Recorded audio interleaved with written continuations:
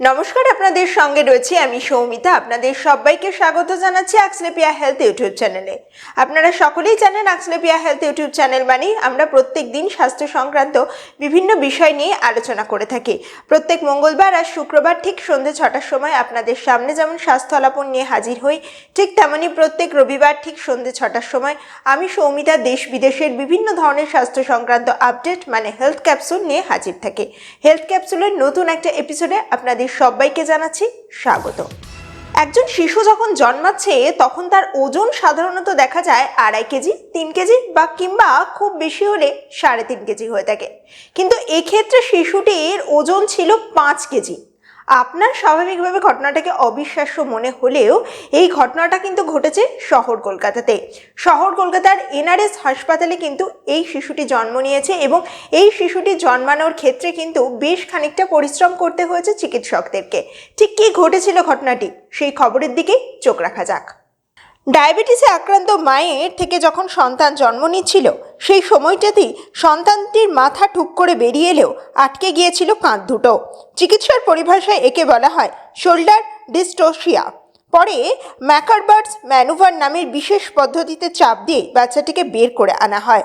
তারপরেই এত ওজনদার শিশুর জন্ম আগে বাংলার সরকারি হাসপাতালে হয়েছে কিনা সে বিষয়ে গুঞ্জন শুরু হয়। তবে এই প্রসঙ্গে বলে রাখা ভালো, শিশুটি কিন্তু নর্মাল ডেলিভারির মাধ্যমে পৃথিবীর আলো দেখেছে। সরকারি হাসপাতালগুলোর বিরুদ্ধে অনেক সময় অভিযোগ আসে যে যথেষ্ট পরিমাণে ওষুধ পাওয়া যাচ্ছে না। তবে এবার যে খবরটা প্রকাশ্যে এলো সেটা রীতিমতো চিন্তার বিষয়। জানা গিয়েছে বেশ কয়েকটি সরকারি হাসপাতালে কিন্তু মেয়াদ উত্তীর্ণ ওষুধও ব্যবহার করা হচ্ছে, আর তার মাধ্যমেই কিন্তু রোগীদের স্বাস্থ্য সংক্রান্ত নানান ধরনের সমস্যাও তৈরি হচ্ছে। আর এই খবর প্রকাশ্যে আসার পরে নড়ে চড়ে বসেছে স্বাস্থ্য দপ্তর। বিস্তারিত খবরের দিকে চোখ রাখুন।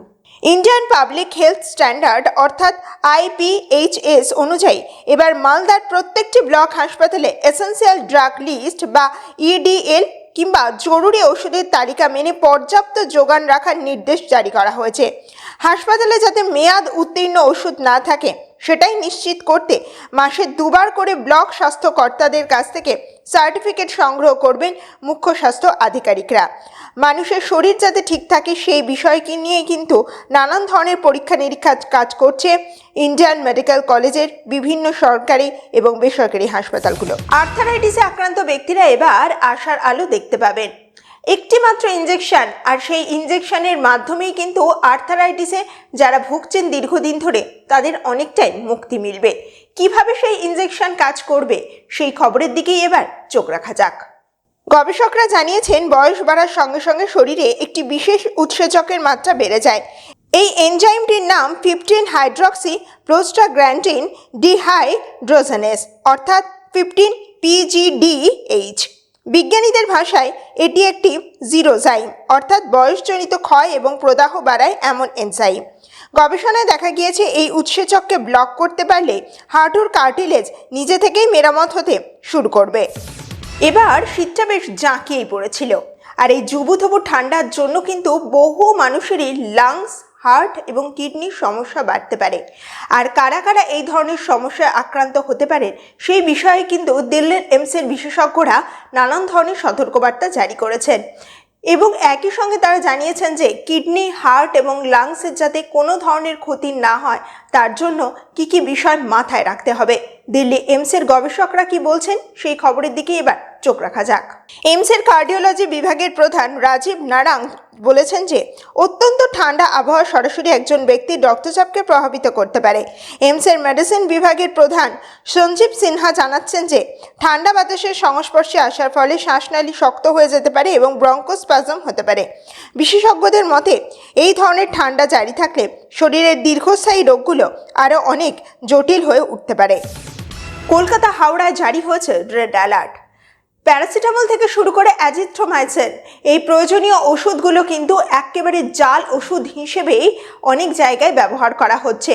পাড়ার বিভিন্ন দোকানে কিন্তু ছেয়ে গিয়েছে প্যারাসিটামল থেকে শুরু করে অ্যাজিথ্রোমাইসিনের জাল ওষুধ। আর এই খবরটা প্রকাশ্যে আসার পরে নড়ে চড়ে বসেছে রাজ্য সরকার।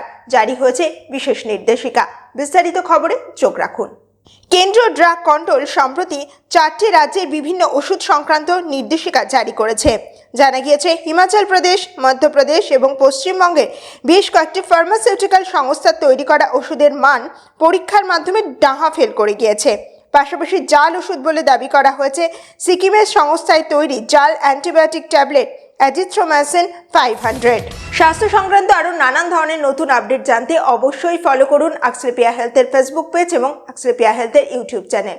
যারা যারা এখনো পর্যন্ত আক্সলেপিয়া হেলথের ইউটিউব চ্যানেলটা সাবস্ক্রাইব করেনি, অবশ্যই সাবস্ক্রাইব করে পাশে থাকা বেল বাটনে ক্লিক করে দেবেন। সকলে ভালো থাকুন, সুস্থ থাকুন, দেখতে থাকুন আক্সলেপিয়া হেলথ।